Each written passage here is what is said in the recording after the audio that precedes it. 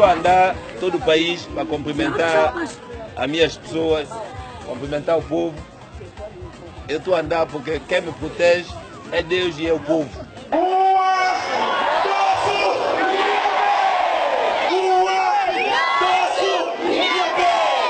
O ADI é o grande vencedor das eleições. Conseguiu 33 dos 55 mandatos. Essas eleições comprovam o alto sentido democrático do nosso povo e o contexto político em que elas se desenrolaram faz com que qualquer político santomense, a partir de hoje, deverá, mais do que nunca, respeitar o povo santomense. Juro, por minha honra, cumprir e fazer cumprir a Constituição e as leis, defender a independência nacional, promover o progresso econômico, social e cultural do povo santomense e desempenhar com toda a lealdade e dedicação as funções que me são confiadas.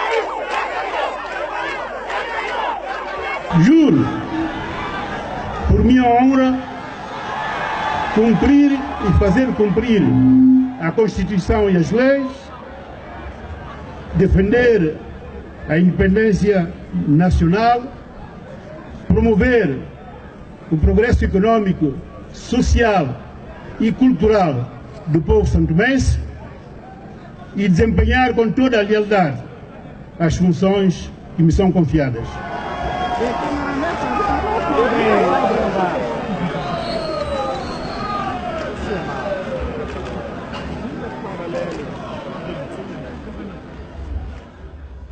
Muito boa noite, caras e caros telespectadores e também a todos os nossos rádio ouvintes. Tal como anunciado, esta edição do 50 Minutos é especial porque vou ter a conversa com o Primeiro-Ministro, chefe do Governo e presidente do ADI, partido que lidera o país com maioria absoluta depois das eleições de 2014, para falar dos 3 anos de mandato e do último que agora começa. Por isso, esta edição assume um formato de grande entrevista, ultrapassando, pois, os 50 minutos habituais, porque faz precisamente esta quarta-feira, 12 de outubro, 3 anos de governação do partido ADI. A conversa com o Dr. Patrício Trovoada vai centrar-se na figura do homem que governa o país nesses 3 anos, sua governação, sua visão para o desenvolvimento de São Tomé e Príncipe, sobre a política internacional e outros aspectos inerentes.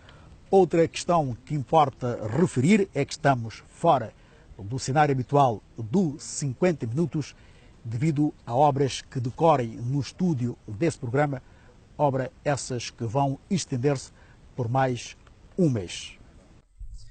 Sr. Primeiro-Ministro, muito boa tarde, não digo boa noite por razões que já explicamos.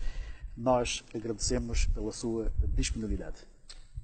Boa tarde e obrigado por me receber nesse programa. Ok. Sr. Primeiro-Ministro, já passaram por aqui, portanto, no palco dos 50 minutos, alguns ministros do seu executivo que falaram de questões inerentes a função que desempenham e das grandes opções do plano de desenvolvimento dos seus respectivos ministérios.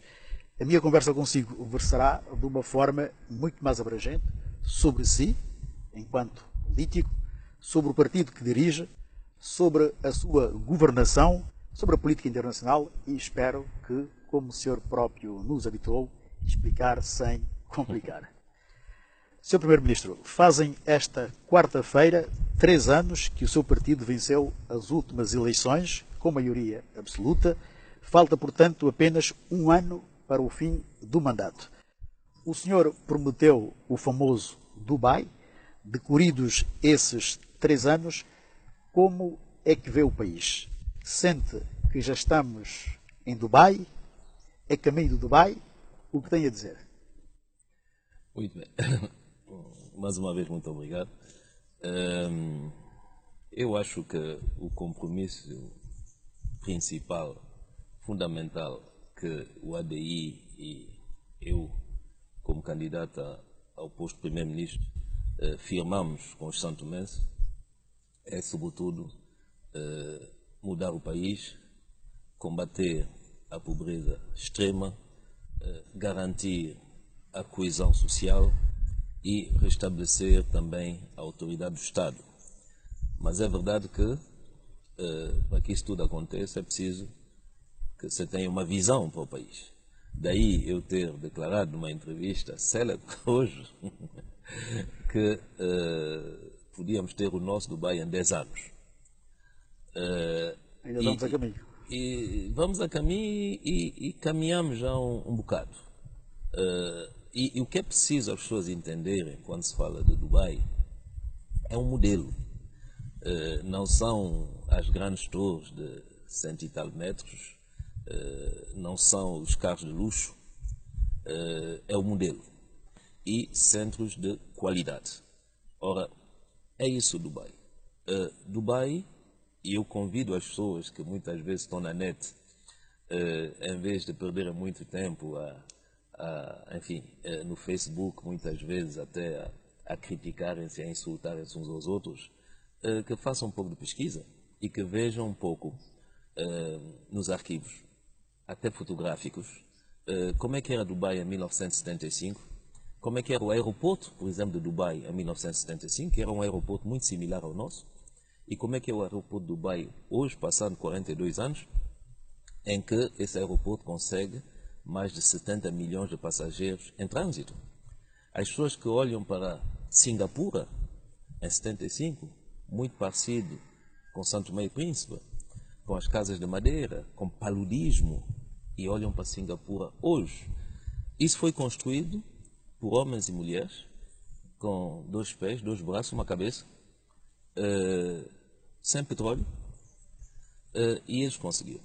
Então, se eles conseguiram essa transformação, muitas vezes com condições ainda pior de partida que Santo Tomé e Príncipe, nomeadamente a nível da educação, como é que nós não poderemos conseguir também fazer do nosso Santo Tomé e Príncipe uma plataforma de serviço, um país organizado, um país respeitador das leis, um país seguro, um país em que faz bem viver, um país acolhedor e um país que seja uma plataforma indispensável para facilitar o negócio na sub-região em que estamos inseridos, a sub-região mais rica do continente africano, uma sub-região hoje com um PIB anual de 900 bilhões de dólares,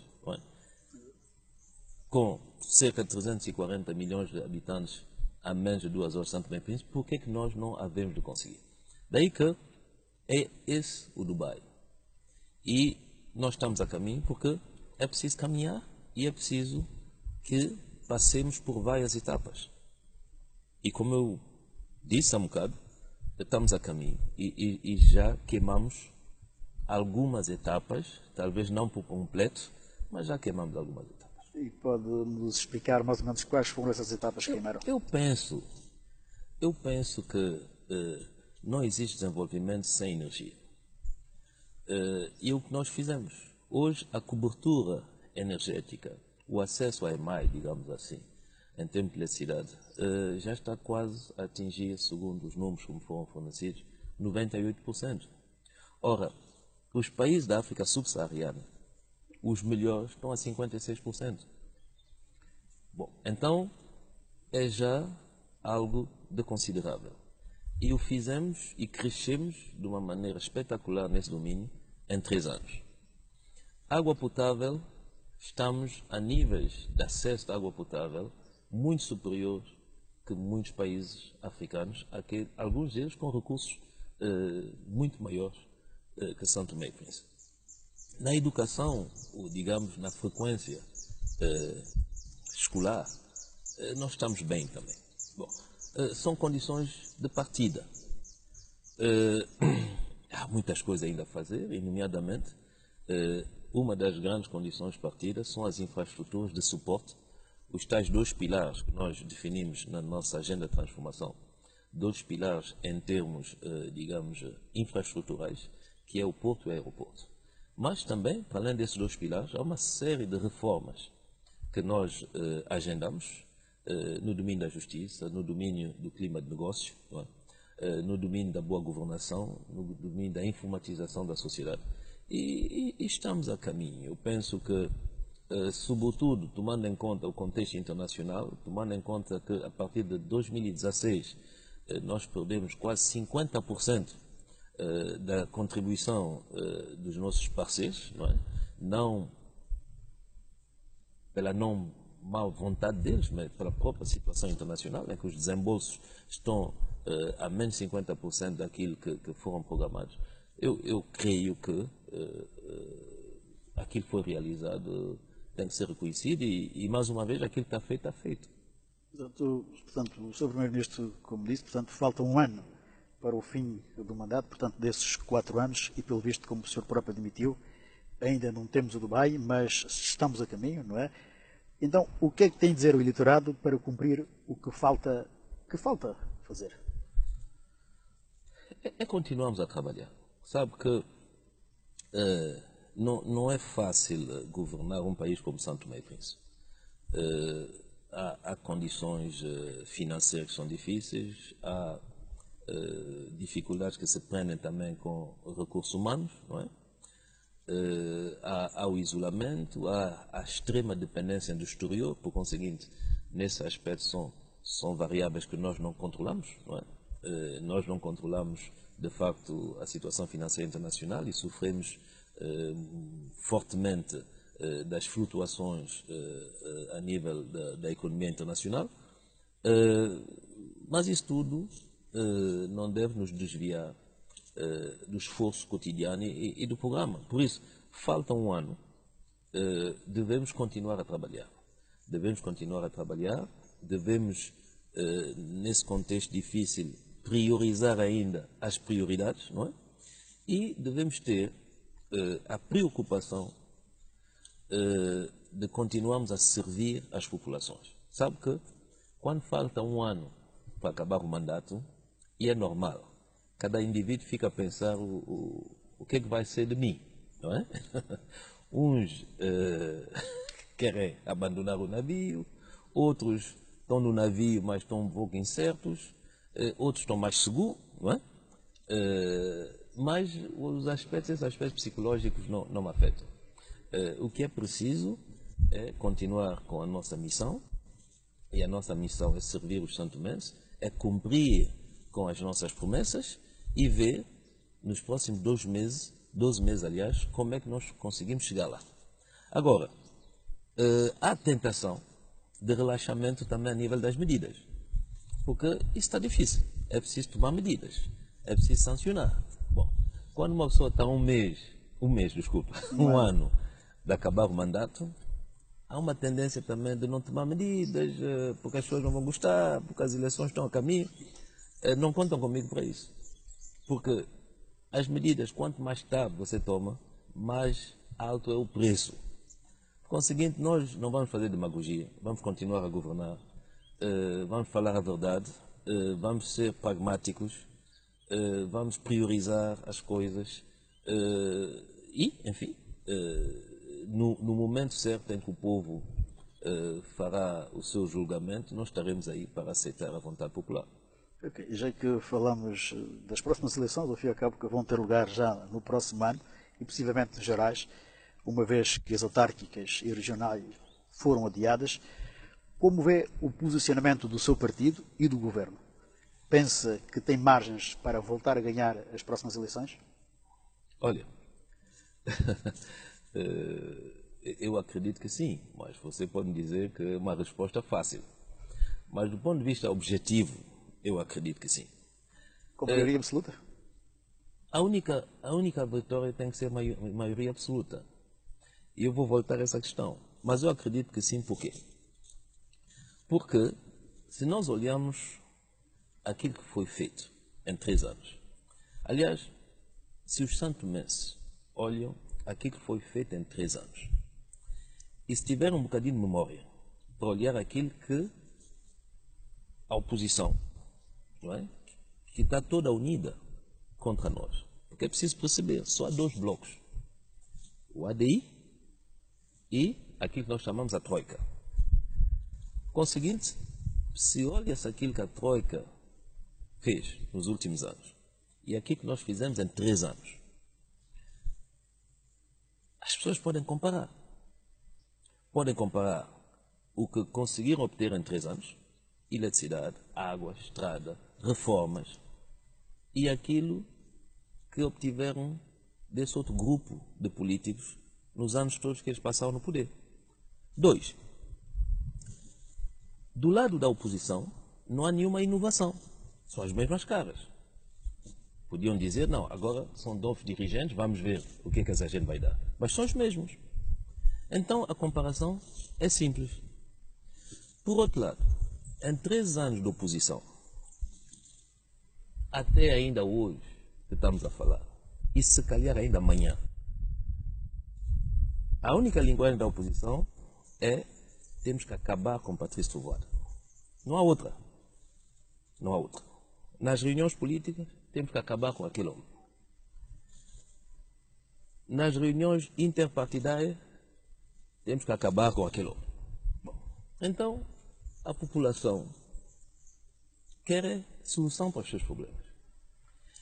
E não há nenhum povo hoje, em democracia, que vai tomar como referência para escolher uma alternativa um grupo de políticos que só têm como programa acabar com um homem. Não havendo alternativa, as pessoas vão ter que escolher entre o ADI, que tem estado a trabalhar com todas as dificuldades, mas eu acredito que as pessoas sabem que estamos a trabalhar, pelo menos o governo, o primeiro-ministro, estamos a dar tudo que podemos dar. E com resultados. Não são 100% com resultado. Vão ter que escolher entre esse partido, entre esse governo, entre esse primeiro-ministro, porque eu sou candidato à minha sucessão. E esse grupo que até hoje não se renovou e não apresentou nada. Se nós tomamos os outros países, nós temos o presidente Macron em França.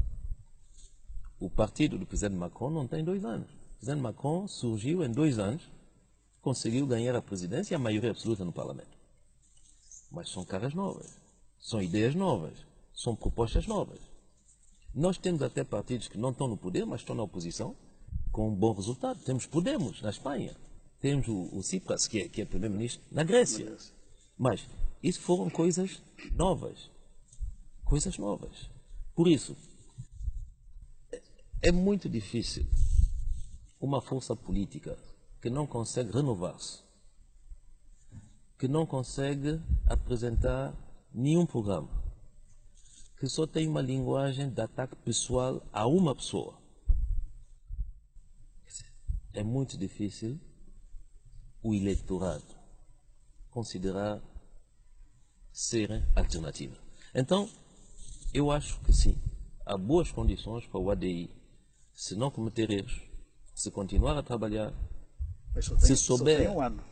Sim, mas o que está feito, está feito. Está feito, está feito. Nós não estamos a acordar hoje. Então quer dizer que esse seu otimismo prende-se com o facto do senhor ser, digamos, o próximo candidato, não é? E a confiança que o eleitorado de São Tomense tem, portanto, no seu governo. Não.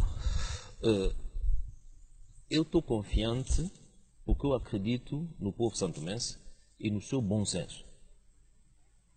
No seu bom senso. Eu não... Há pessoas que gostam de mim, há pessoas que não gostam de mim, é normal. Mas o que é preciso é não perder o bom senso. Porque quando as pessoas têm uma ligação à Rede de Maio, não é pela cor política, são todos santomenses. Se nós fazemos melhorias, é para todos os santomenses. Então, trata-se de bom senso.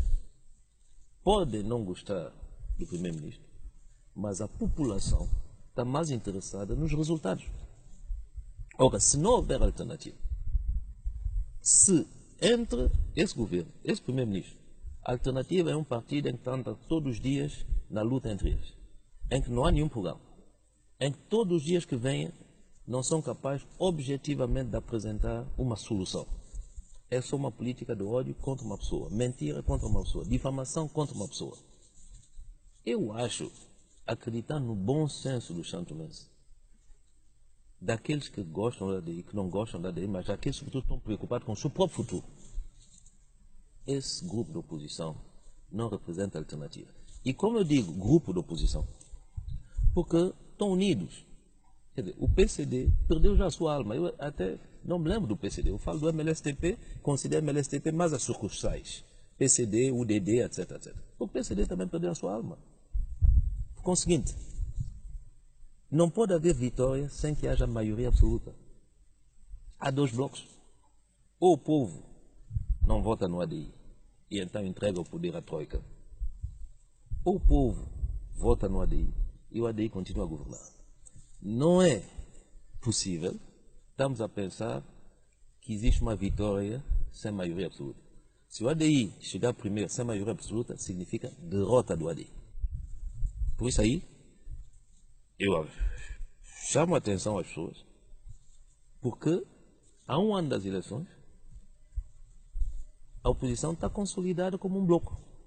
Por isso não haverá maioria relativas. Haverá ou vitória ou derrota. Mas eu acredito no bom senso dos santomenses. Mas no caso não consiga a maioria absoluta, não puder coligar-se com o partido que dará sustentabilidade governativa, neste caso, sei lá, se for o MLSTP ou a Troika, como o senhor diz. Sabe uma coisa? Eu já deixei... Eu sonho de vez em quando, mas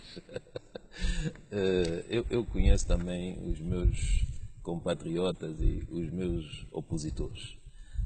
Sejamos realistas. Sejamos realistas. Eu não tenho nada contra os militantes do MLSTP, pelo contrário. Eu não tenho nada contra os militantes do PCD, pelo contrário. Mas eu sou realista.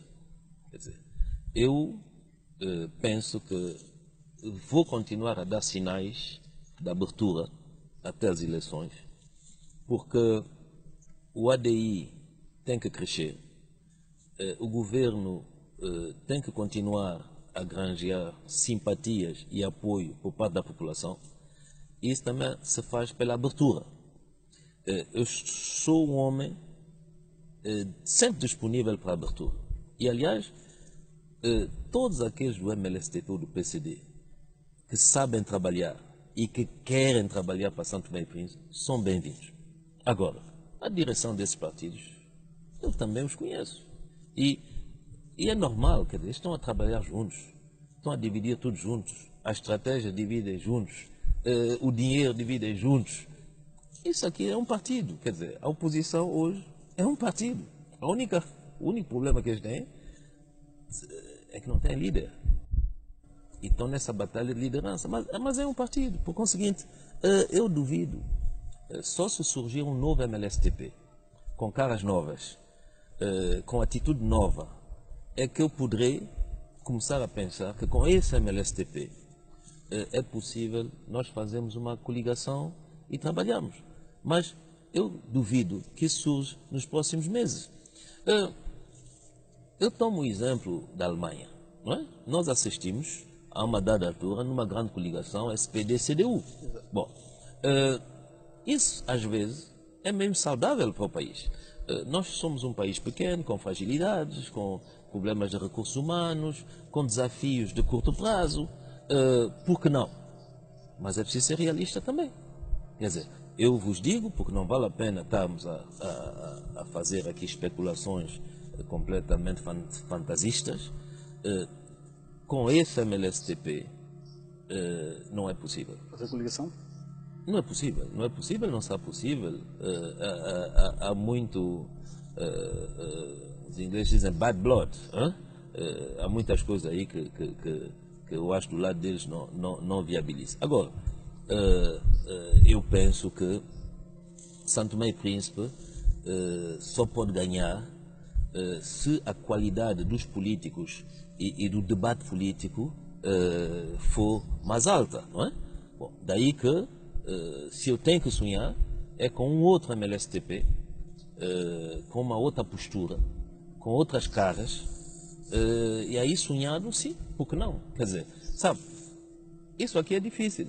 Governar São Tomé e Príncipe é difícil. E por que uma pessoa iria recusar uma mão, uma ajuda? Então quer dizer que pudera, no caso não conseguir a maioria absoluta, vir a coligar-se com o partido e ficar em segundo lugar. Meu caro Mateus, nas condições de hoje, não é possível. E eu tenho alguns cabelos brancos. E eu sei que com essas pessoas não é possível, sabe? Agora, pode haver, pela obra do Cristo, do Espírito Santo, pode haver uma situação em que surge novos dirigentes, novas figuras, novas atitudes e nova disponibilidade. Mas sejamos realistas, hoje isso não vai acontecer. Hoje vamos jogar pelo seguro. Ou maioria absoluta para continuarmos nossa agenda de transformação, continuamos a construir o país, continuamos a fazer as reformas, ou o povo escolhe aquele grupo e, enfim, veremos, nós iremos para a oposição. Que o senhor é o político santomense, talvez, que mais crítica sofre pelos seus opositores e por pessoas que simplesmente, como disse, o odeiam, se é que eu posso assim dizer. Por um lado, mas nós também vemos, por outro lado, que pessoas que simplesmente o idolatram. E de que maneira? Como é que convive com essas duas abordagens diferentes em relação à sua pessoa? Ouça, eu realmente, eu acho que já disse, as pessoas que professam o ódio, a difamação, essas pessoas não me preocupam, sabe? É normal um verdadeiro político que não deixa as pessoas indiferentes. Imagina um primeiro-ministro, as pessoas dizem tanto faz. Imagina um líder, tanto faz. Imagina no campo um jogador que deixa as pessoas indiferentes. O que é que acontece? É normal, quando alguém tem algo para dar, quando alguém quer ir em determinada direção, quando alguém quer mudar as coisas, quando alguém tem ideias, é normal que também suscite esses dois tipos de sentimentos. Bom, então, ainda bem que Patrício Tovoada não deixa as pessoas indiferentes. Ainda bem. O que é preciso perceber é que nós temos que sempre ouvir a crítica. Sempre. Eu ouço muito. Às vezes não tenho oportunidade diretamente de falar com as pessoas, mas eu me preocupo sempre em saber o que é que as pessoas pensam. Eu preocupo-me sempre em saber o que é que o povo pensa. Qual é o estado da opinião. E eu ouço também quem me critica. Agora, é preciso saber o conteúdo dessa crítica. Não é? Quando a crítica não é construtiva, quando se trata só de ciúmes, de ódio, por que eu vou perder o meu tempo? Sabe, eu volto a dizer, ninguém tem a verdade absoluta. Ninguém. Aquilo que nós estamos a conseguir, mesmo como governo, é a contribuição de todos. Cada um da sua maneira, cada um do seu jeito. Mas nós somos uma equipa. Eu sou o chefe da equipa, mas somos uma equipa.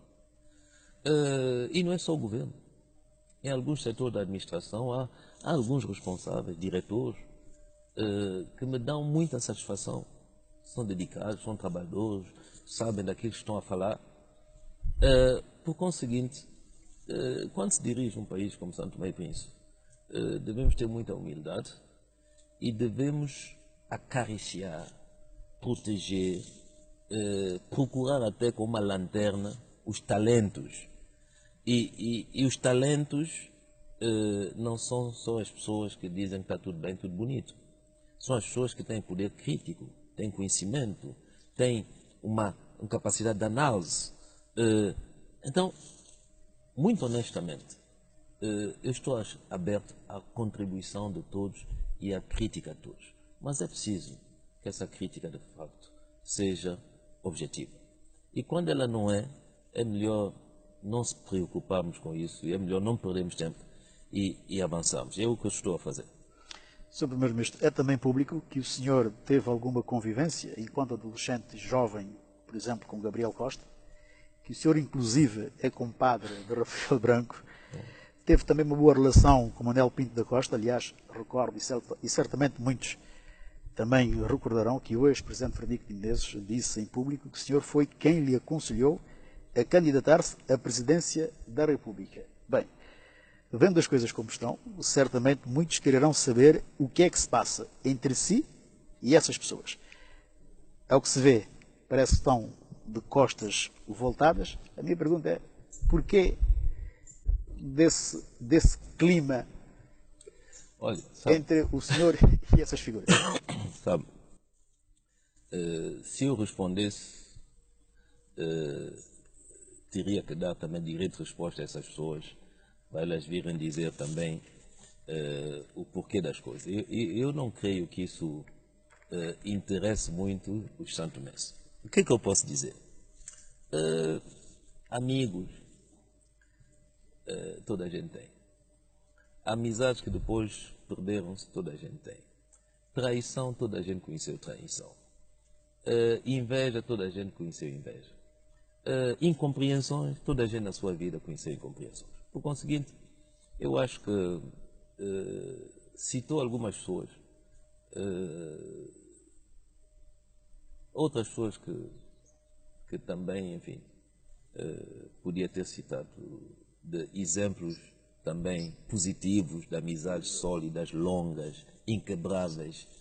Eu acho que isso faz parte da vida, e todo ser humano, todo santomense tem um pouco essa experiência da vida. Eu acho que o mais importante é a nossa consciência. Não é? Se nós temos a nossa consciência tranquila, tudo bem. E eu digo, se eu ofendi, magoei, fiz pena a alguém, eu peço desculpa. Porque também... A vida são 2 dias, não é? É verdade, quer dizer, não vale a pena. Não vale a pena. Honestamente, o que é preciso é nós caminharmos para perceber. Se ofendi alguém sem saber, desculpa. Bom, porque eu não ganho nada em ofender pessoas, em insultar pessoas, em magoar pessoas, em prejudicar pessoas.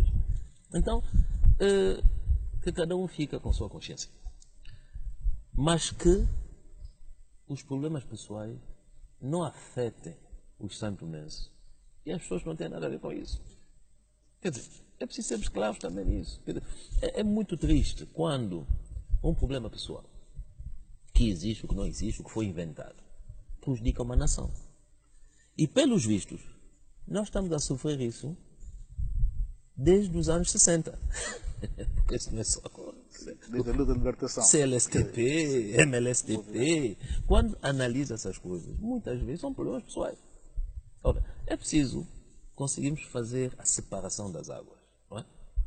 É preciso separarmos as águas. Porque senão, a maioria dos santomenses vão continuar a sofrer de histórias que eles nem conhecem o princípio e nunca verão o fim. E não é isso ser uma personagem pública, um ator político público. Não é isso. É servir a nação. Ok, Sr. Primeiro-Ministro, ainda sobre si, há muita coisa que se fala. Certamente o senhor também deve ter ouvido. Diz-se, por exemplo, que o senhor não é bem santomense, que não nasceu cá, que não fala nem entende o dialeto de Foro. Qual é o comentário que faz disso tudo? Bem, quanto ao dialeto, quando o dialeto está muito puro, é verdade que eu tenho dificuldade a entender. Não é? Quando vem-se com os versos, etc., tem dificuldade. Mas o dialeto aí de todos os dias eu entendo.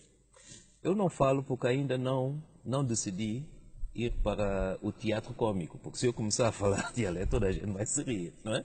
Bom, e um dia, quando eu não serei primeiro-ministro, se calhar eu começo a experimentar o dialeto publicamente para que toda a gente possa se divertir um pouco. Agora, essa questão de não ser santomense é um falso problema. É mais um problema que as pessoas levantam para dividir os santomenses. Quem é verdadeiro santomense e quem é meio santomense ou falso santomense? Ouça. Que me digam, quando é que se começa a ter o verdadeiro santomense? Nós temos gente que veio da Sierra Leoa. Eles não são santomenses? Temos gente que veio de Cabo Verde. De Biafra. De Biafra, não sei. De Angola, de Moçambique. Não são santomenses? Nós temos pessoas aqui com sangue português. Não são santomenses? E muitas das pessoas que andam com essa conversa, quem não é santomense, todos têm passaporte português. Agora, eu pergunto. Eu sou filho de pai e mãe santomense, nascido no exterior. Mas quanto é que nós não somos hoje? Hoje nós temos cerca de 70 mil santomenses fora de Santo Tomé e Príncipe. E graças a Deus não são todos estéreis, estão a fazer filhos. Quer dizer que se calhar nós temos todos os anos cerca de 1000 santomenses novos nascidos no exterior. Eles não são santomenses. E quando alguém decide, faz a escolha de ser santomense e que nós damos a nacionalidade, vamos dizer que ele não é santomense? Nós temos pessoas que escolheram ser santomense. São russos, são portugueses, são vietnamitas, são libaneses, são nigerianos, são senegaleses, são alemães, são americanos. Quer dizer, dá-se a nacionalidade e depois não são santomenses?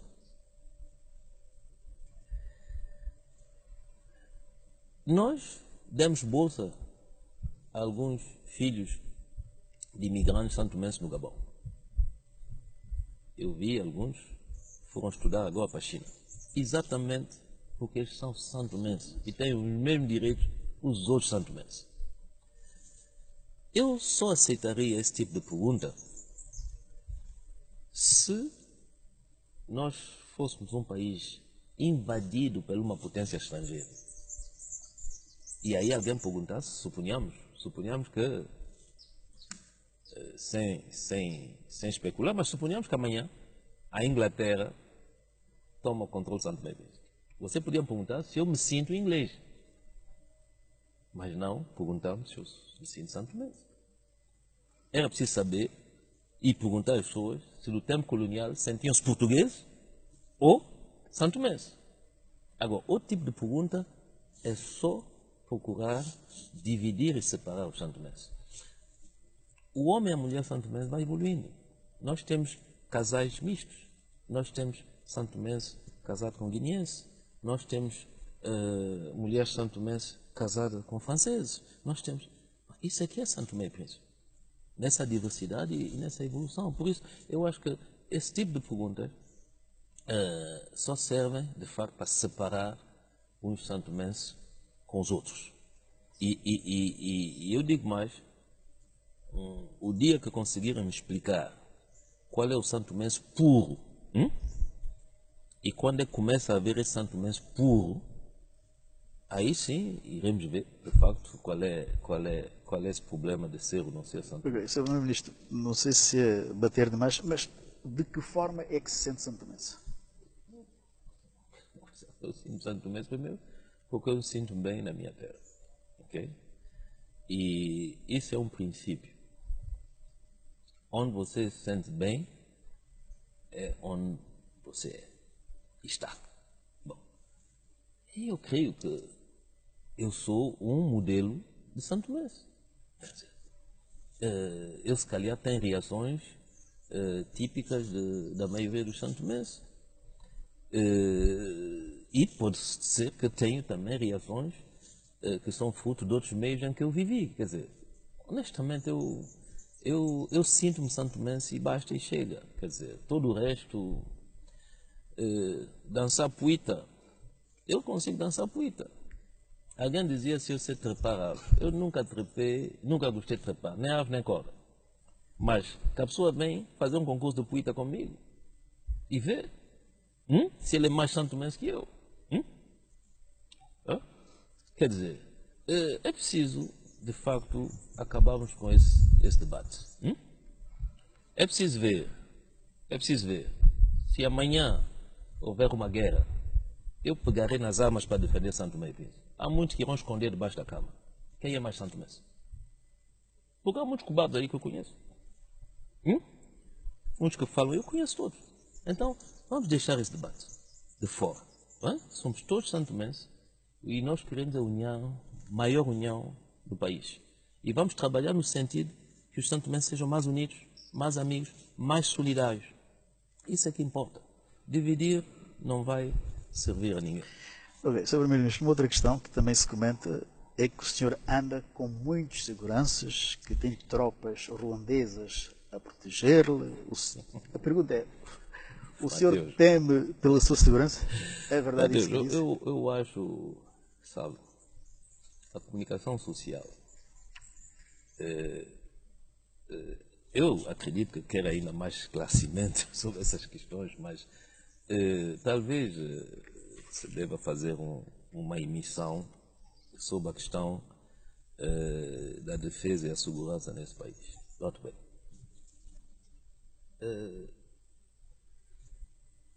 Em termos de atualidade, há dias, um indivíduo em Las Vegas conseguiu entrar num hotel, subiu para o quarto com 22 armas automáticas e da janela matou 59 pessoas e feriu quase 500 pessoas. Bom, nós temos todos os ataques terroristas que nós temos hoje, botijas de gás que se põem nos prédios, N situações hoje de terrorismo, que às vezes não se prendem com um ato organizado, planeado, não é? Às vezes é um ato de um maluco, um homem solitário, levanta-se de manhã, etc, etc. Bom, o mundo está a mudar, está a evoluir. Nós, por exemplo, cá em Santo Tomé e Príncipe, depois de alguns anos, nós estamos agora a receber santomenses, são santomenses, crescidos noutros países, que cometeram crime, foram presos, cumpriram a pena e agora são expulsos para Santo Tomé e Príncipe. Cabo Verde conheceu isso. Cabo Verde começou a receber jovens cabo-verdianos que cresceram nos Estados Unidos, nos gangues, etc, etc, e que eram membros de organizações criminosas, não é? Foram presos nos Estados Unidos, cumpriram a pena, mandaram-nos para Cabo Verde. Transferiram para Cabo Verde os problemas de criminalidade violenta que havia nos Estados Unidos, transferiram para Cabo Verde. Bom, nós temos N situações. Bom, será que Santo Tomé e Príncipe, que é um país que quer abrir ao turismo, que deve, não é que quer, não tem outra opção senão de se abrir ao turismo, etc, etc. Será que Santo Tomé e Príncipe pretende crescer, que as pessoas ficam mais ricas, com mais bens, com mais conforto, etc. Será que nós devemos deixar de lado a questão da segurança? Não. Não. Então, eu penso que muitas vezes os políticos aqui confundem o que é a segurança. Quer dizer, as pessoas acham que ter muita gente à sua volta é poder. São os sinais exteriores do poder. Tem segurança, tem 3, 4 carros, tem não sei o quê. São sinais exteriores do poder. Eu não vejo as coisas assim. Eu, como chefe do governo, pela lei da defesa nacional, em que eu tenho que trabalhar também para a defesa e segurança do país, como ministro da defesa e com as outras estruturas, nós estamos a trabalhar no sentido de preparar e de capacitar melhor as forças de defesa e segurança. Bom, E outra coisa, nós somos um país em que não há renovação. Não há renovação política, mas também não há renovação em muitas instituições. Nós temos instituições em que daqui a 3, 4 anos, as pessoas que serviram essas instituições vão para a reforma. Não houve transmissão do conhecimento, não houve formação, não houve modernização, não houve nada. E então vamos para o vazio. Então é preciso, de facto, trabalhar-se para modernizar, preparar melhor, adaptar as nossas forças de defesa e segurança em função dos novos perigos. Outra situação também que é preciso fazer. É preciso trabalhar no sentido de que as forças de defesa e segurança se tornam cada vez mais republicanas. Nós temos um historial. As forças de defesa e segurança, antigamente, eram um partido único. Toda a gente era membro do partido, do Comitê Central. Bom, e, ao longo de todos esses anos, temos que evoluir. Estamos em democracia. Temos que formar gente nova com um espírito novo de missão. Defender as instituições. Não é defender Patrício Tovar. Defender as instituições. E isso quer dizer o quê? Formação, reestruturação e um certo outro número de ações, motivação, etc, para que as forças correspondam melhor à sua missão. Por conseguinte, não se trata de Patrício Tovar. Uma das coisas que o governo vai fazer, por exemplo, é unificar todo o comando que tem a ver com a proteção dos dirigentes. Já não vai haver quem protege o presidente, quem protege o primeiro-ministro, quem protege o presidente da Assembleia Nacional. As pessoas têm que proteger as instituições. Isso tudo tem que ser unificado. Por isso, mesmo nesse domínio, estamos a trabalhar. E as pessoas não podem olhar para isso como sendo uma questão pessoal. Estamos a trabalhar para deixar também nesse setor as coisas organizadas, modernizadas, adaptadas, com recursos humanos, digamos, mais novos, mais bem preparados, e para dar também um plano de carreira aos jovens. Quer dizer, é preciso perceber-se que nós somos um país jovem, maioritariamente jovem. Os jovens são impacientes. É preciso eles aprenderem a paciência. Mas é preciso também os jovens terem uma perspectiva. E exatamente nas forças também de defesa e segurança. Saber quando é que eu chegarei lá também, quando é que vai ser a minha vez. Será que eu serei capaz de assumir as minhas responsabilidades? O que é que o Estado me deu em termos de formação, em termos de carinho, em termos de acompanhamento? Outro problema que nós temos, inerente também à sociedade, é a indisciplina. Temos indisciplina nas forças, toda a gente sabe, toda a gente fala disso. Então, como é que se acaba com a indisciplina? Também com a formação, com a reestruturação. Porque não é só com o bastão que você acaba com a indisciplina. É também com a conversa. É também com o investimento. É também com a valorização daqueles que merecem. Bom, então, nós estamos a fazer isso tudo de uma maneira tranquila.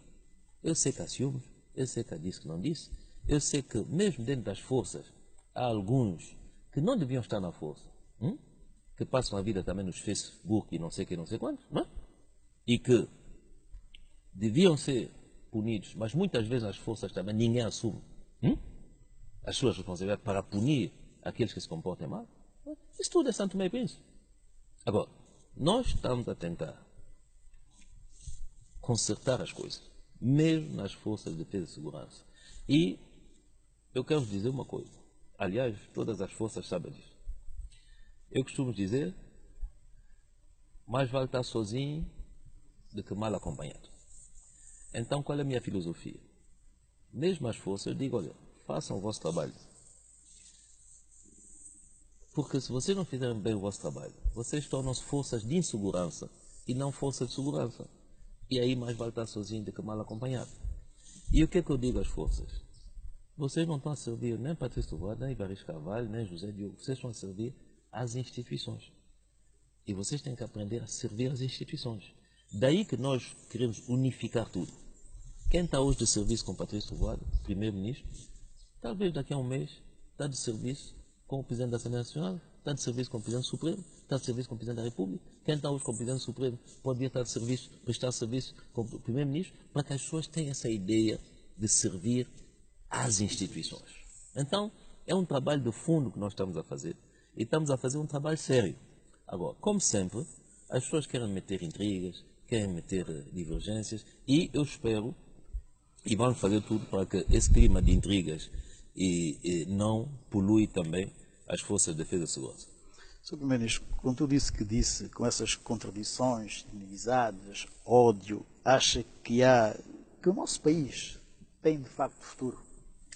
O país tem futuro, sim, eu acredito. E sabe, eu estou nessa vida política porque eu acredito que o país tenha futuro. E, mesmo se nós falarmos de todos esses problemas, eu acho que deveríamos falar mais daquilo que está bem. E a maioria do povo Santo Tomé é um povo bom. A maioria. Senhor, se nós andamos entre a Rádio Nacional à noite e o Hotel Pestana, às vezes há assalto. Mas, na maioria das vezes, conseguimos identificar. Porque o país é pequeno. O que é que falta? Medidas. E que todos os setores tomem medidas. Sabe, aquilo que por vezes me revolta, porque o Primeiro-Ministro não pode fazer tudo, é que há outros escalões intermediários e mais pequeninos, as pessoas não assumem a responsabilidade. Mas, se nós conseguirmos alterar isso, a vida será muito mais fácil. E vamos conseguir alterar isso, porque há santomenses disponíveis também para alterar essas situações. Agora, nós estamos em democracia, demora tempo. Mesmo o processo de sanção demora tempo, tem regras. Processo disciplinar, demora tempo. Quando você quer substituir alguém, demora tempo. Felizmente, porque estamos em democracia, você não pode fazer tudo também de uma maneira arbitrária. Mas se nós olharmos para tudo isso, eu estou convencido que sim, a maioria dos santomenses são boas pessoas. A maioria dos santomenses são pessoas educadas. A maioria dos santomenses são pessoas que não mexem. Agora, deixamos o Estado andar. E, de facto, a superestrutura foi sendo poluída. E é preciso hoje darmos a volta. É o que eu acho que estamos a fazer. E a grande vantagem que nós temos é que nós somos um povo jovem. E é preciso darmos muita atenção a essa juventude, continuar a acompanhá-la, não é? Porque há alguns jovens também que têm vícios. Há uns jovens que estão precipitados. Querem tudo hoje. Não, com muita pressa. Muita pressa. É preciso acompanhá-los. Há uns jovens que querem chegar e já querem o conforto. Não é bem assim. Mas eu conheço o país e eu digo que, na generalidade, as coisas não estão tão mal assim. E nós temos muitas oportunidades. É preciso continuarmos a trabalhar e é por isso que eu ainda sinto-me útil, está a perceber? Porque as pessoas podem perguntar, mas com tantas críticas como a vida, assim, por que é que o senhor quer ainda? Eu quero porque eu me sinto útil e eu quero porque eu sinto que muitos outros santomenses pensam como eu. Talvez não tenham coragem de dizer, talvez não tenham coragem de falar, mas pensam como eu. Então, eu costumo dizer, vamos juntar as pessoas boas. E as pessoas boas não é só a DI também tem os seus maus. Juntar as pessoas boas. Quem tem partido, quem não tem partido, quem é do MLSTP bom, quem é do PCD bom, quem é do DD bom, quem não tem partido bom, quem é católico, Jeová, Maná, muçulmano bom. Vamos juntar. Vamos juntar e vamos conseguir. Porque nós somos a maioria. Os bons somos a maioria. Felizmente. Felizmente. Porque se nós não fôssemos a maioria, isso já teria desaparecido. Então nós somos a maioria. O que é preciso é um pouco de coragem. É preciso assumir. É preciso nós não ficarmos nas pequenas coisas. Eu às vezes vejo duas pessoas que podiam trabalhar juntos e não trabalham. Eu digo, mas por quê? Pequenas coisas. Porque uma do A, outra do B. Às vezes pequenos conflitos. Vamos deixar disso. Vamos realmente pensar em Santo Tomé. E eu estou convencido que haveremos chegar. Sabe, há pessoas com quem eu tive contradições no passado. Mas muitas vezes porque nós não nos conhecíamos. Bom, depois, um pouco de convívio. Cada um é como ele é, mas as coisas funcionam. Há pessoas que dizem, mas essa pessoa é assim, é má, é não sei o quê, não sei quanto. Eu olho isso com muita calma. Porque se eu fosse reagir, ouvindo as pessoas em quem eu tenho confiança, mas que têm um problema B que eu desconheço com a pessoa C, eu entraria também no jogo. Eu nunca faço isso. E eu peço às outras pessoas também para não fazerem isso. Há pessoas que acordam de manhã, dizem que eu estou a rogar praga contra Patrício Vaz. Você conhece Patrício Vaz? De manhã rogar praga? Vamos deixar dessas atitudes que talvez, como perguntou há um bocado, pode ser que isso seja característica de Santo Tomé, eu não sei, mas eu não acredito. Eu creio que o nosso grande trabalho, e é um trabalho que é grande, mas que com um pouco de coragem podemos fazer, é um trabalho sobre nós próprios. Mentalidade, atitude, comportamento, um pouco de contenção, para ver se nós conseguimos construir a paz entre nós. E as pessoas boas, as pessoas que querem ver esse país avançar, ter um bocadinho de coragem também para assumir. Não tem receio. E vamos juntar-nos. E eu estou convencido que Santo Tomé e Príncipe dará grandes passos. É só pequenos acertos. Sr. Ministro, então, como é que está a sua relação com os outros órgãos de soberania, nomeadamente com os tribunais, o Presidente da Assembleia Nacional, o Presidente da República? Olha, as relações são boas. Com todos, sabe? Os tribunais têm independência, a Assembleia Nacional é soberana, o Presidente tem, evidentemente, a sua independência, mas nós todos somos interdependentes. Não há nenhum que pode funcionar sem colaborar com o outro. Bom, daí que eu quero dizer que as relações são boas. Não é todos os dias que há necessidade, quando há qualquer coisa que nós não percebemos, o que nós não entendemos, há necessidade, sobretudo, de diálogo, não é? E tem havido diálogo. É evidente que a instituição com a qual nós trabalhamos mais, sobretudo naquilo que é a promulgação dos decretos e todos os instrumentos legislativos e legais, é a Presidência da República, o Presidente da República. E aí eu quero dizer, porque eu já trabalhei com 3 presidentes enquanto primeiro-ministro, não é?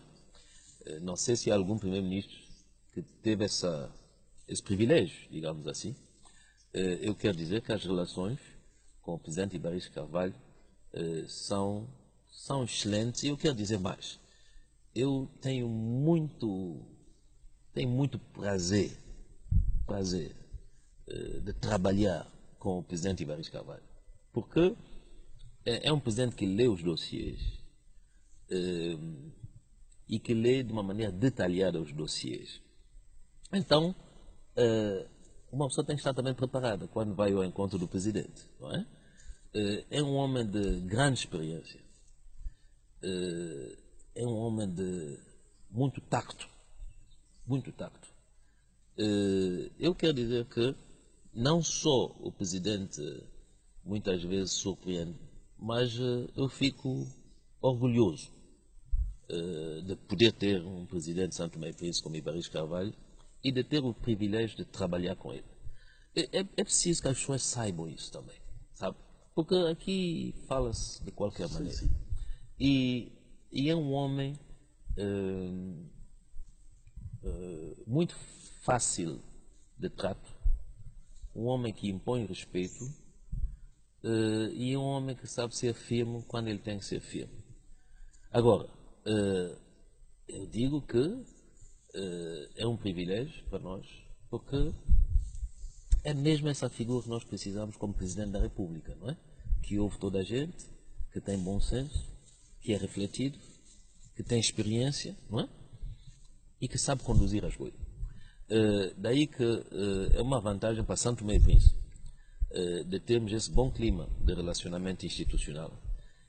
E é uma oportunidade para nós aproveitarmos para ver se aquelas questões que antigamente criavam choque entre as instituições, nós conseguimos resolvê-las. Porque muito do choque institucional eram questões de pessoas, e de ego, e de não sei quantos. Hoje nós podemos objetivamente discutir dessas questões, dizer, olha, isso não está bem, isso é melhor assim, é melhor consertar assim, vamos introduzir tal prática, vamos tentar modificar tal lei, de modo a que, quando nós saímos dessas funções, quer Ibariz Carvalho, quer eu, os outros que vêm possam beneficiar de um arranjo que evita choque entre as pessoas. Por conseguinte, é uma oportunidade. Ok. Sr. Primeiro-Ministro, o senhor começou a sua vida política ao lado do seu pai. Penso eu, em 1991, quando ele era Presidente da República. E depois daí assumiu algumas funções de Estado, como assessor do ex-Presidente Frederico de Menezes, foi também Ministro dos Negócios Estrangeiros, já foi, por algumas vezes, Primeiro-Ministro, embora em períodos mais curtos. Portanto, como todos nós sabemos, então isto quer dizer que, de qualquer forma, sente-se também alguma responsabilidade pelo estado atual das coisas neste país. Olha,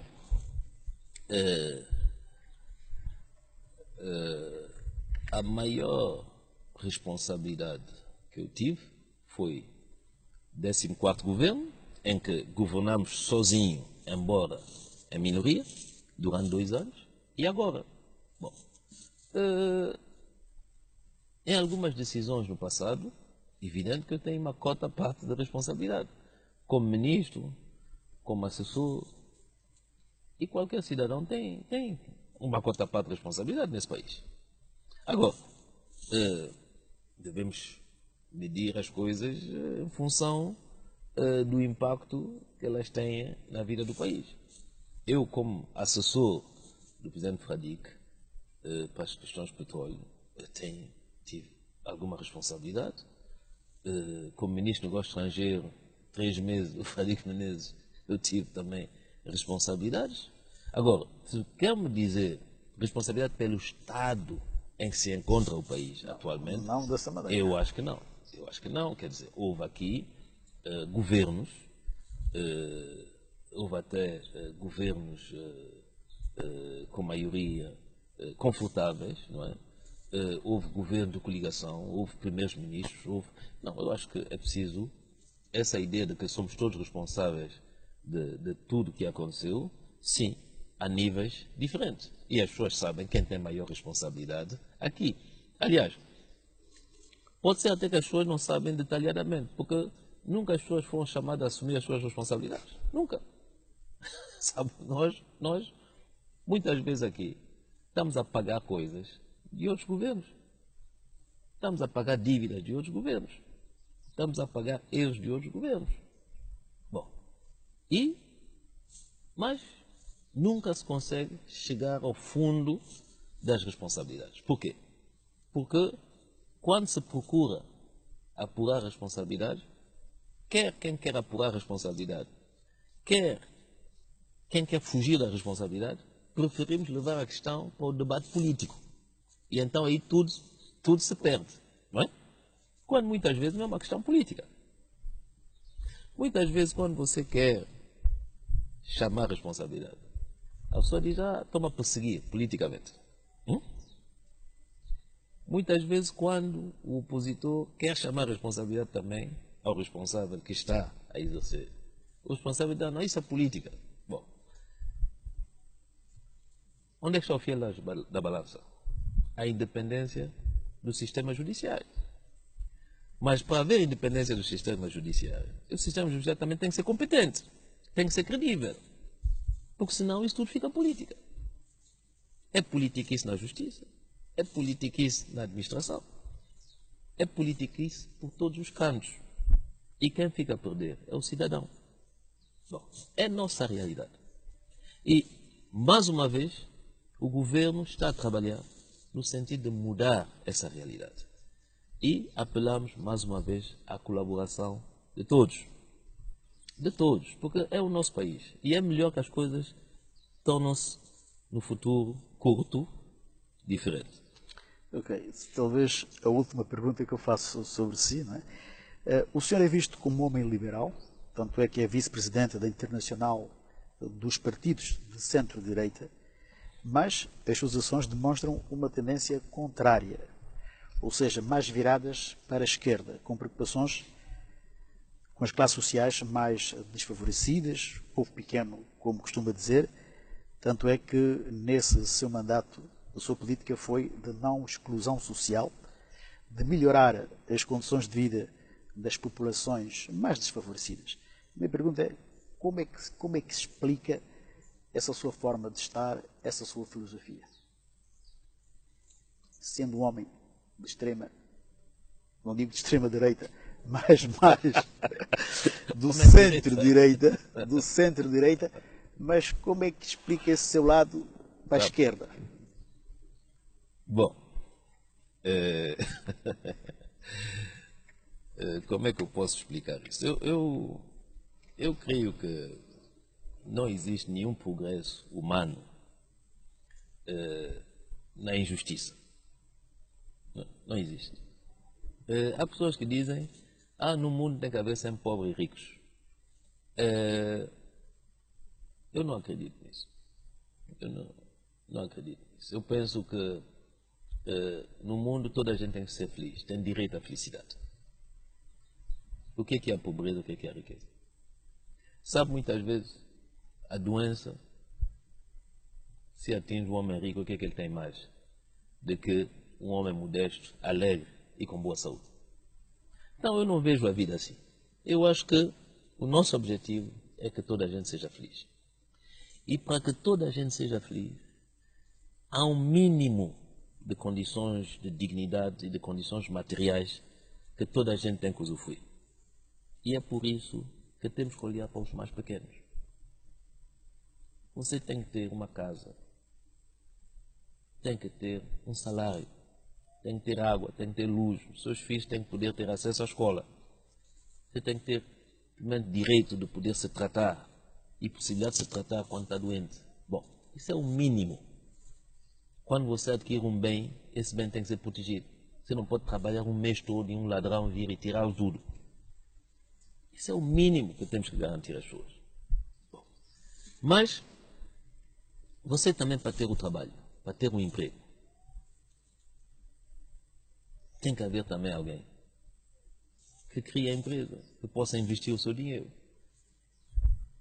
Tem que haver alguém que gosta de empreender e que possa empreender em boas condições. E que tem que ter o seu mérito também. Que tem que ter a remuneração também do seu dinheiro. Bom, daí que eu não sei se eu sou liberal, se eu sou de esquerda. O facto de ser vice-presidente da Internacional da Democracia do Centro é porque, mais uma vez, nós temos que participar na governação global desse mundo, sabe? É verdade que na Internacional da Democracia do Centro estamos lá com a CDU, por exemplo, da Merkel, e as pessoas podem perguntar, mas o que a CDU e o liberalismo alemão que ela defende, o que tem a ver conosco? Mas eu costumo dizer também, nas relações que existem nesse mundo, CDU, PS português, o PSD português, eles defendem os interesses de Portugal. Antes de mais. Quer dizer, podemos estar juntos, não? Mas eles são portugueses e nós somos santomenses. Bom, então, o debate, para mim, a nível dos partidos da direita, é um debate muito produtivo. O grupo dos Partidos Populares Europeus tem a maioria no Parlamento Europeu. Por isso é uma grande vantagem nós somos membros da mesma internacional. Eu não deixo de falar francamente, de falar cash, e de fazer com que eles conheçam a nossa realidade e de ver como é que o liberalismo que eles defendem pode perfeitamente funcionar com o humanismo e o nosso e a nossa vontade de desenvolvimento aqui. Por isso, eu creio que não devemos ver as coisas nesse prisma. De momento, eu digo, nós precisamos do capital e nós precisamos dos capitalistas e nós precisamos de estabelecer uma relação win-win, os dois lados têm a ganhar. E é o que eu faço a nível da Internacional da Democracia do Centro. E eu levo os meus parceiros, partidos políticos, nomeadamente europeu, da direita, olhar para a África de uma outra maneira. E isso está a funcionar. A nível interno, eu digo a toda a gente que nunca vamos construir um São Tomé e Príncipe em paz se houver pobreza, extrema pobreza em São Tomé e Príncipe. Então devemos atacar esse problema, que é um problema de coesão social e é um problema também de criar as condições, os alicerces para o desenvolvimento. Por quê? No nosso país, quando nós temos 97% da população com 6 anos pelo menos de escolaridade, e eu espero que amanhã tenhamos 90% da população com 9 anos de escolaridade. Em termos de mão de obra produtiva e em termos de custo de mão de obra, se é para fazer pequenos trabalhos sem grande qualificação, o capital irá procurar mão de obra noutros países. Qualificada. Então, o nosso problema é que a mão de obra qualificada, ela tem que ser produtiva e ela tem que ter uma remuneração justa. Por conseguinte, a evolução de São Tomé e Príncipe, que é um país pequeno, tem que ser a qualidade. E a qualidade tem um preço. A evolução de São Tomé e Príncipe, quando falamos de cacau, quando falamos da jaca, quando falamos de outros produtos, tem que ser de qualidade e tem que ser raro. Pequenas quantidades com valor acrescentado muito alto. Isso quer dizer o quê? Preço, qualidade, formação. Isso tudo. Por conseguinte, nós somos um país que tem que primar pela excelência. É a nossa única safra. Agora, você não consegue ser um país que prima pela excelência tendo povos. Isso não funciona. Então, temos que ir por etapas, temos que vencer primeiro essa pobreza extrema, para depois, de facto, posicionarmos o país naquilo que é, eu penso, o seu segmento estratégico de crescimento sustentável. Ok, mudando agora de página, vamos entrar agora no campo político. Há uma decisão que o senhor pessoalmente assumiu enquanto presidente do partido no poder e chefe do executivo, claro, juntamente com outros responsáveis do governo e também do seu partido, que foi a ruptura das relações diplomáticas e de cooperação com a República da China, Taiwan, que levava já 20 anos, e o restabelecimento das relações com a China Popular. Por que dessa viragem, no seu entender? Eu já expliquei na altura, e foi uma decisão enfim, que foi também concertada com o Presidente da República, que é quem representa o Estado nas relações internacionais. Nós, porque temos a responsabilidade da política externa e da política geral do país, nós decidimos, eu até diria, talvez, corrigir um erro. E, mais que isso, nós decidimos que nós não podíamos ter uma política de exclusão e de hostilidade em relação aos países que são reconhecidos pelo direito internacional. E não podíamos ter essa política em relação a um grande país, como a República Popular da China, um país respeitado, um país que tem feito grandes esforços para apoiar o desenvolvimento do continente africano, um país que é membro permanente do Conselho de Segurança, um país que é hoje a segunda economia mundial, com perspectiva de vir a ser a primeira economia mundial. Não era no interesse de São Tomé e Príncipe, não era justo, não era razoável nós, de facto, ter uma atitude hostil em relação à China Popular. Daí que tomamos essa decisão de normalização, não só das nossas relações, mas do nosso posicionamento a nível internacional, que vai se traduzindo por toda uma série de outras ações e de outras opções que correspondem a isso. Quer dizer, um país que respeita o direito internacional, um país que não hostiliza os outros, um país que procura, sobretudo, encorajar o diálogo e a concertação e a negociação internacional para resolver os conflitos. É um pouco isso, embora pobre, embora pequeno, que nós iremos agora defender cada vez mais.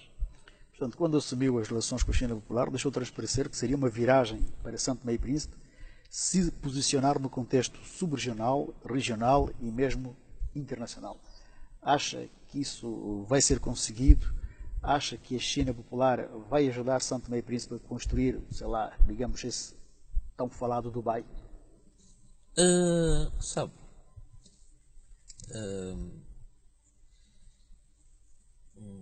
é preciso dizer uma coisa.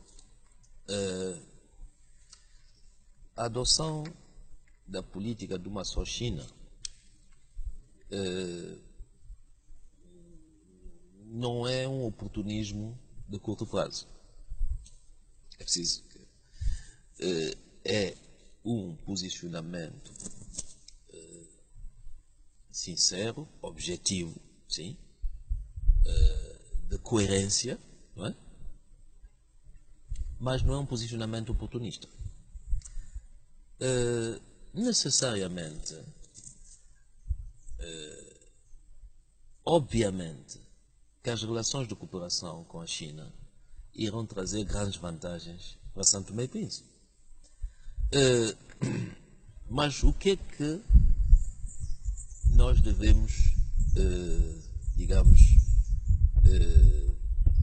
valorizar? É a amizade. Uma amizade sincera, uma amizade que tem estado a dar sinais. Bom, eu chamo a atenção para nós deixarmos um pouco dessa mentalidade de que toda a gente nos deve tudo. O que tem nos dá tudo.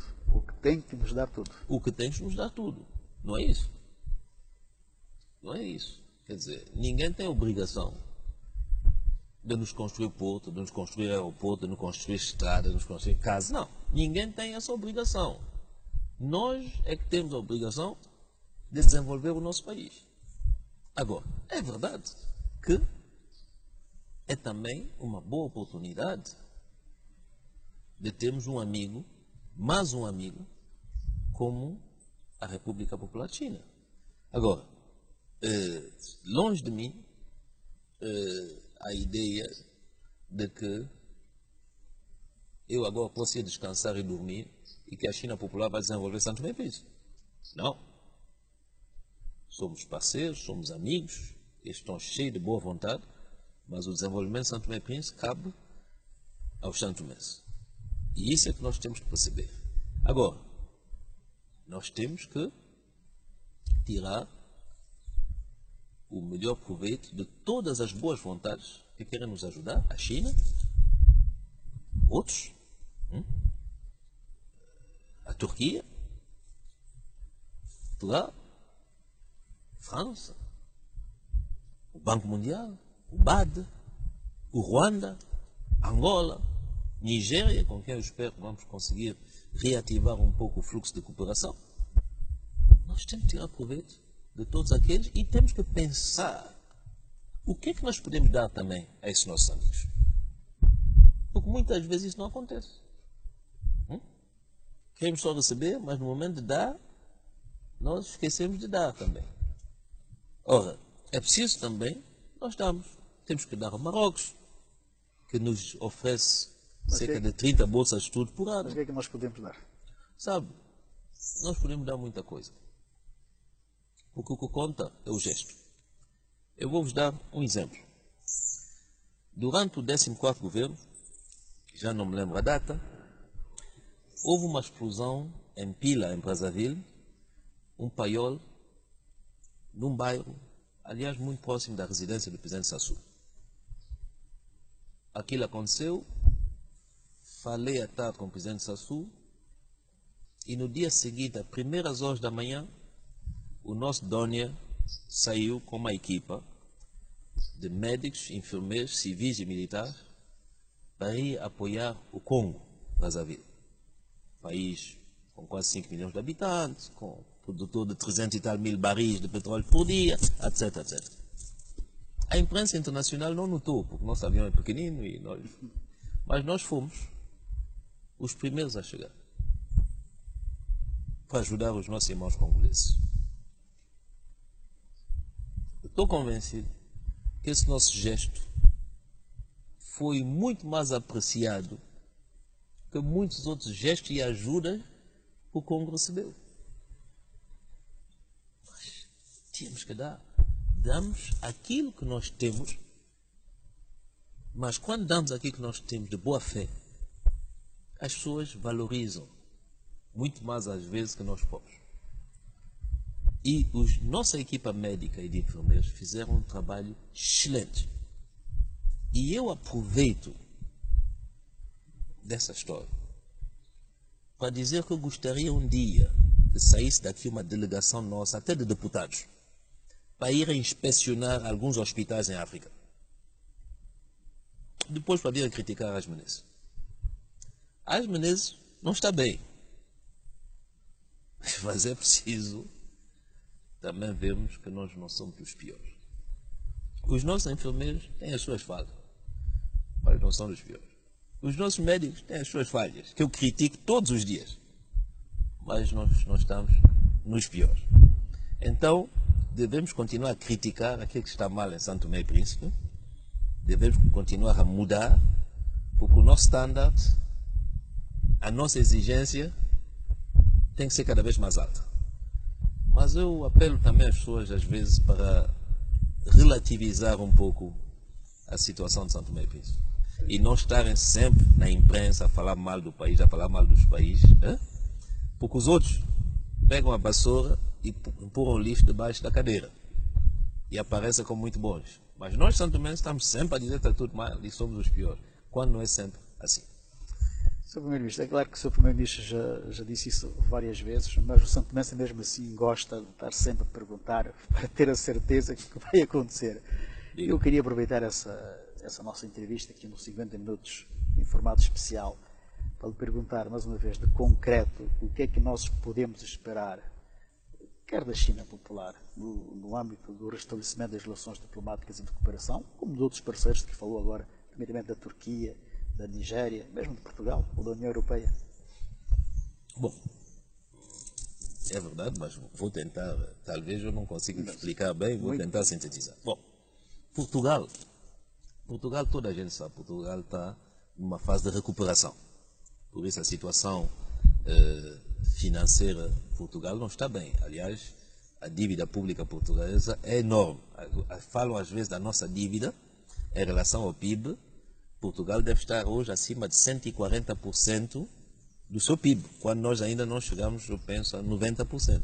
Bom, por isso, Portugal está com dificuldade e quando nós temos amigos que têm dificuldade, temos que perceber essas dificuldades e é o caso do Portugal, enfim, com o qual nós percebemos que há alguma dificuldade em desembolsar a ajuda já, enfim, firmada. Bom,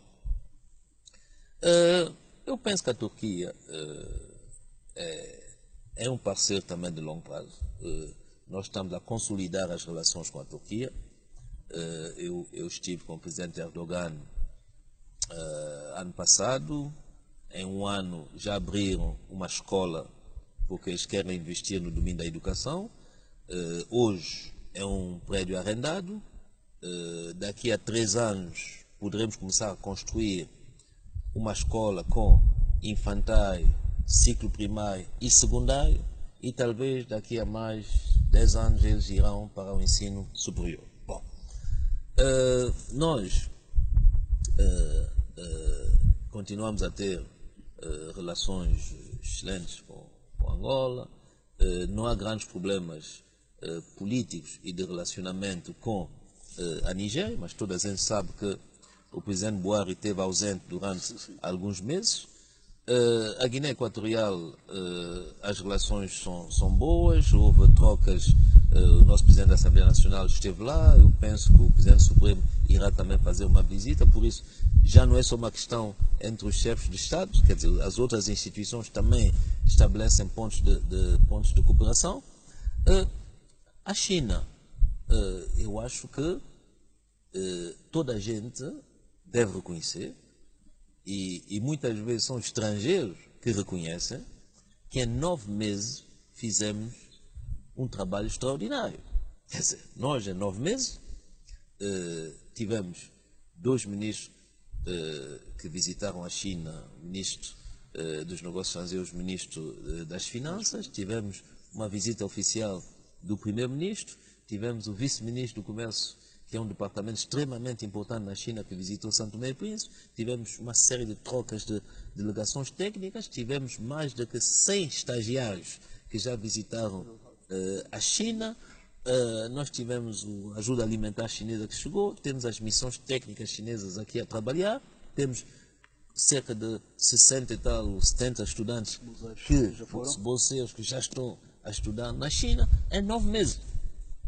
E eu creio que só isso é um sinal da vitalidade, do dinamismo e da disponibilidade das autoridades chinesas em cooperar conosco. Bom, o que é que falta? O que falta é que a China é um grande país de mais de 1 bilhão de pessoas. Por isso é uma grande máquina administrativa. E se a China hoje é a segunda potência mundial em termos econômicos, é que é um país que tem regras e um país que é organizado, em que os procedimentos existem e são respeitados. Depois de 20 anos, sendo nós trabalhamos juntos, é preciso ajustar. É preciso que a nossa administração perceba melhor os procedimentos, que eles também percebam melhor a nossa realidade, não é? Porque nós somos o segundo mais pequeno país do continente africano.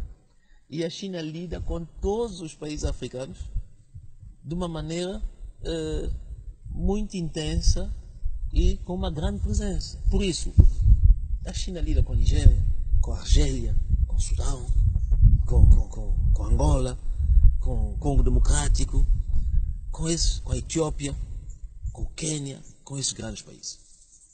E depois tem o São Tomé e Príncipe, que chegou agora, há 9 meses. E é o mais pequeno. Quase. Que é o mais pequeno. Que tem os seus pequenos problemas. Que vive dependendo extraordinariamente da ajuda externa. Quer dizer, há pessoas que chegam aqui e quando se diz, olha, eu não posso fazer isso a não ser que um país me dá, as pessoas ficam surpreendidas. O Estado de São Tomé não pode comprar tal coisa, tem que esperar apoio. Coisas básicas não podemos fazer, temos que esperar apoio. O Tesouro não consegue. E é normal, quando um parceiro chega aqui, fica surpreendido. Quer dizer, uma coisa. Eu chego à sua casa. Eu espero que um dia o senhor Mateus convide. Eu chego e se eu exijo, olha, senhor Mateus, eu quero um champanhe muito fresco. Se eu me diga, olha, senhor Primeiro-Ministro, desculpa lá, quando o senhor aumentar meu salário, eu ofereço um champanhe. Mas se eu peço um copo d'água, o senhor não tem um copo d'água, porque não lhe aumentei salário para me dar um copo d'água, há um problema. De facto. Bom, e de facto é essa a situação. E quando um parceiro chega aqui, ele diz, mas eu não imaginava que vocês fossem tão dependentes Que nem um copo d'água podem dar. do exterior. E muitas vezes, na sua política de ajuda, ele não dá copo d'água, ele dá champanhe. Mas eu preciso de um copo d'água. Então é preciso ele pensar. Porque primeiro ele pensa que você está a fingir. Mas quando ele chega à realidade que você não tem nem um copo d'água, ele tem que mudar o seu programa para integrar que ele tem que também te dar um copo d'água. Bom, então, isso leva um pouco de tempo. Não é por culpa do parceiro, não é por falta de vontade. É por causa do país que nós andamos durante 40 anos a deixar como está. E que hoje nós temos que dar a volta. Essa é a dificuldade fundamental. O resto a boa vontade existe, o potencial existe e as coisas vão acontecer. É preciso trabalharmos e termos um pouco de paciência e as coisas vão acontecer para o bem de todos os santomenses, graças ao apoio chinês. Sr. Primeiro-Ministro, a República de Angola tem agora um novo presidente, embora do mesmo partido do poder desde a independência, o MPLA. A pergunta é como é que vê a eleição do general João Lourenço no âmbito das relações entre São Tomé e Príncipe e Angola? Muito bem. Primeiro, aquilo faz um pouco de espécie quando as pessoas dizem general João Lourenço. Quer dizer, isso dá a entender que Angola é um país De muitos generais. de generais e que não é uma democracia. Angola é uma democracia. O presidente João Lourenço é um general que está na reserva, mas tem outros diplomas e outras qualificações. Por isso podem perfeitamente chamar Dr. João Lourenço, ou que se chama só presidente João Lourenço. Isso também é outro problema que nós temos, são os títulos. Não, é o problema da imprensa. Toda a imprensa internacional isso diz tem João Lourenço. tendência. Tem tendência. Fica na moda. Porque quando você começa a chamar o general João Lourenço presidente de Angola, há outros que vão dizer que Angola não é um país democrático. Isso tem tendência. Então eu prefiro presidente João Lourenço, eleito democraticamente como presidente da República de Angola. E eu creio que é uma grande oportunidade para Angola. É uma grande oportunidade para Angola. Porque Angola vai conhecer, depois de 38 anos, a alternância da presidência da República, uma alternância pacífica, produto de uma campanha em que o presidente, hoje presidente eleito João Lourenço, teve um discurso que eu achei interessante. Corrigir o que está mal e melhorar o que está bem. Então eu estou convencido que o povo angolano sairá a ganhar. Primeiro, uma alternância pacífica e segundo, na base de uma campanha eleitoral que prometeu mudanças.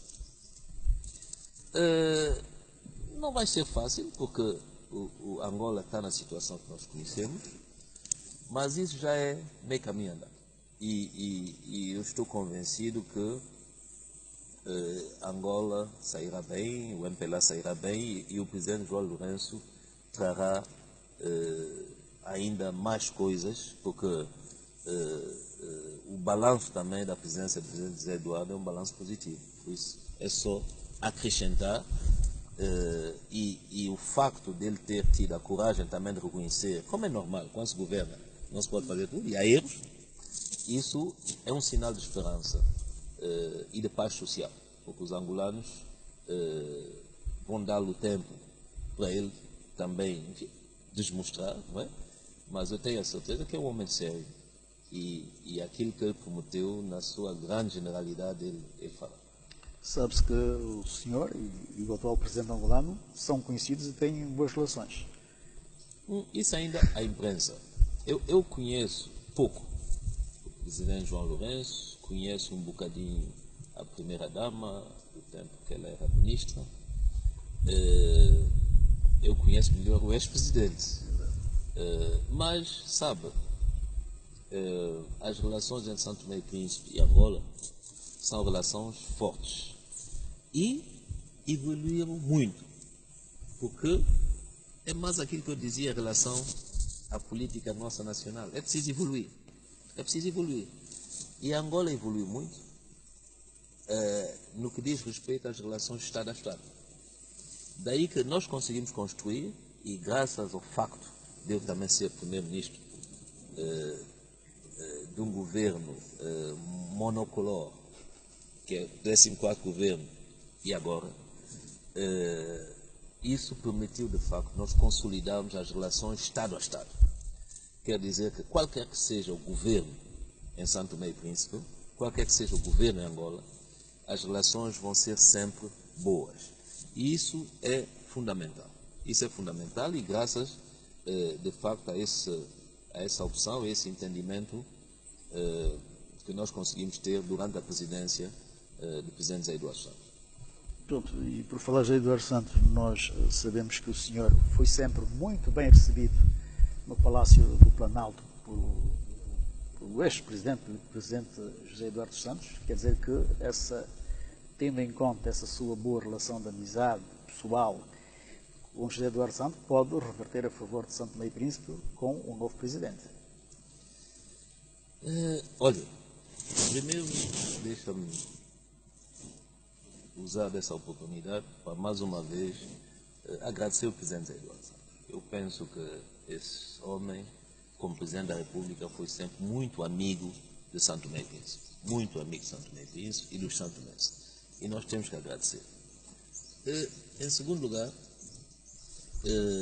de facto, tivemos uma boa relação de trabalho e penso também,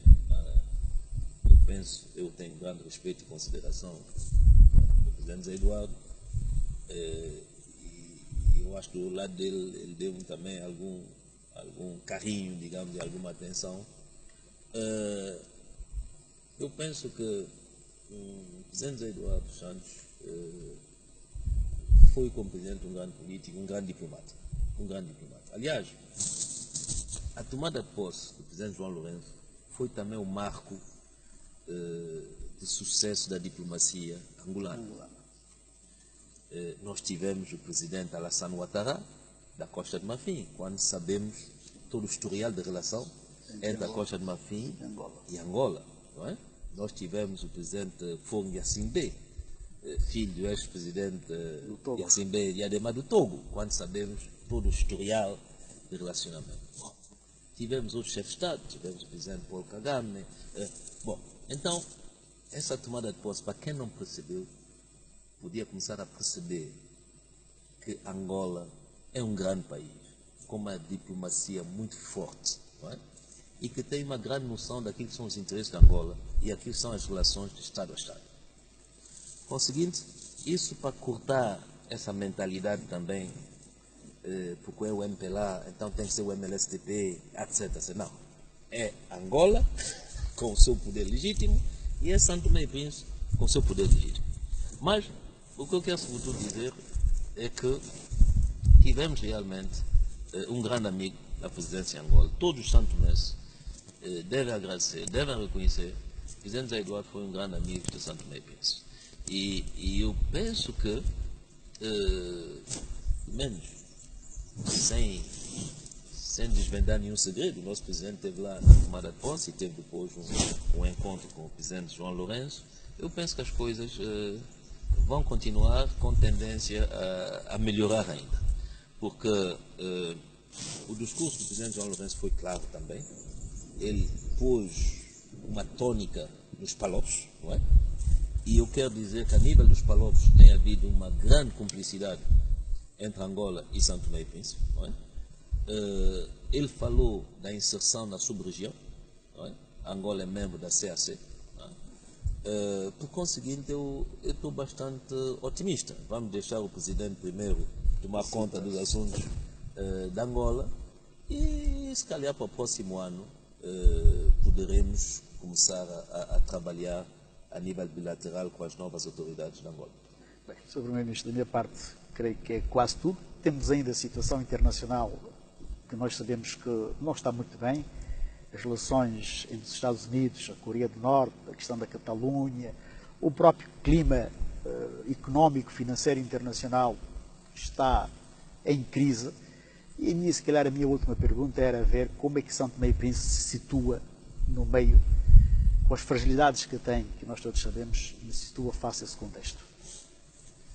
Bom, eu penso que temos de dar a volta.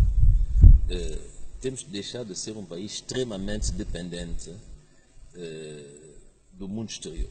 Bom, mas isso quase também não quer dizer nada, porque hoje o mundo é um mundo interdependente. Mas, no que diz respeito à ajuda externa para fazer funcionar o nosso país, temos tendencialmente que nos libertar dessa ajuda externa. E se nós percebemos isso, eu penso que, devido à nossa pequenez, na situação em que nós estamos, de ilha, no Golfo da Guiné, eu penso que os conflitos, podemos ficar um pouco de fora desses conflitos, não é? de fora, do ponto de vista físico, não é? Porque somos uma ilha, de fora porque também não temos grandes pretensões na cena internacional. Agora, o que é que nós precisamos? Precisamos de aparecer junto do exterior como um país credível politicamente, em termos de, digamos, de valores humanos, não é? E também um país credível para o investimento. Bom, é preciso que isso de facto aconteça, não é? Se nós conseguimos ser um país credível a nível do investimento, então as fontes de financiamento externo irão diversificar-se. O nosso grande problema hoje, nessa dependência ao exterior, é que é uma dependência praticamente a mesma fonte, que é a ajuda pública ao desenvolvimento. E os parceiros são quase os mesmos. Esses parceiros são quase os mesmos. E é muito difícil nós mexer e atendermos todos os setores que precisam ser, digamos, cobertos a nível do financiamento nessas condições. Bom, mas isso vai acontecer. Eu creio que estamos a sair dessa zona, vamos conhecer ainda dificuldades, ainda apertos, porque nós não deixamos de ser um país extremamente dependente do programa com o FMI, do Banco Mundial, das regras da União Europeia, etc, etc. Não é? Quase exclusivamente dependente. Mas estamos paulatinamente a sair dessa situação, com mais alguns sacrifícios, com mais alguma autodisciplina, com mais alguma paciência, mas eu volto a dizer, estamos nesse caminho. É por isso que às vezes, quando sai o relatório do FMI, as pessoas estão confusas. Dizem, bom, mas dizem que está bem, mas aqui está mal. Dizem que está bem, mas nós sentimos que está dificuldade. Dizem que está bem, mas o governo não quer aumentar o salário. Dizem que está bem. Não. É preciso, de facto, percebermos que a gestão do país, a governação está bem. Estamos a fazer o que nós devemos fazer, estamos a tomar medidas, somos um governo determinado, um governo de pessoas que fazem reforma, um governo de pessoas que têm coragem. Agora, isso tudo só não chega. É preciso também que outras coisas aconteçam. E depois é preciso uma coisa que todos os santomenses têm que entender. Quando eu vejo a oposição que diz, mas estão a fazer a sua obrigação. Tudo bem, o governo faz a sua obrigação. Mas o governo não é nenhum escravo também do povo. O governo é um governo que o povo escolheu para trabalhar. Mas é preciso ajudar. Há lixo na cidade. A obrigação do governo é limpar o lixo. Mas a obrigação do cidadão não é deitar o lixo em frente da sua porta no chão. Então, é preciso que haja um engajamento de toda a nação. O governo está engajado, mas a nação também tem que estar engajada. O comportamento de cada um tem que também participar do desenvolvimento, da defesa, da proteção e do enaltecimento de São Tomé e Príncipe. Então, Sr. Primeiro-Ministro, mais uma vez, muito obrigado. Recordo que o senhor esteve aqui na qualidade do chefe do governo, chefe do executivo, primeiro-ministro e também presidente do ADI, partido que ganhou as últimas eleições legislativas com maioria absoluta. Por isso, então, agradecemos pela sua disponibilidade e também, claro, a si, cara e caro telespectador, e também a todos os nossos radiovintes que nos acompanharam. Muito boa noite e até a próxima edição.